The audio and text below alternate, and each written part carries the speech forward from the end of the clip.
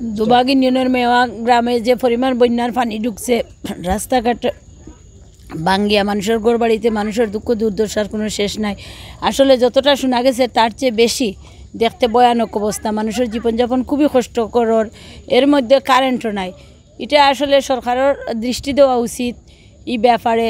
রাস্তাঘাট যদি উঁচা করেন বা খাল খনন করেন, খালের গভীরতা বাড়াইন, হয়তো বা পানিটা কিছু কম হইব। আর যে সমস্যার সমাধানটা করতে দীর্ঘমেয়াদী সমাধান, এটা 6 মাস পর এটার কোনো যে ঠিক করলে আবার 6 মাস পর ভাঙ্গি গেল, এরকম না করিয়া যদি দীর্ঘমেয়াদী করেন, আশা করি মানুষের দুঃখ দুর্দশা লাঘব হইব।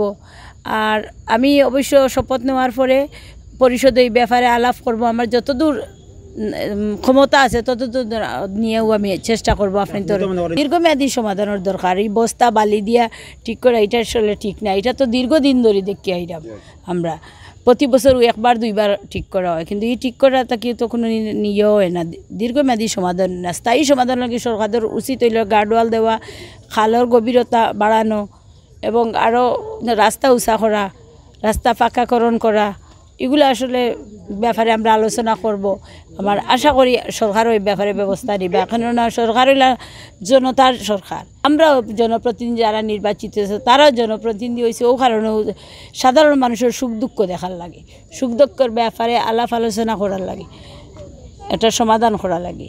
আশা করি আপনারা একমত হইবা আমরা এই ব্যাপারে।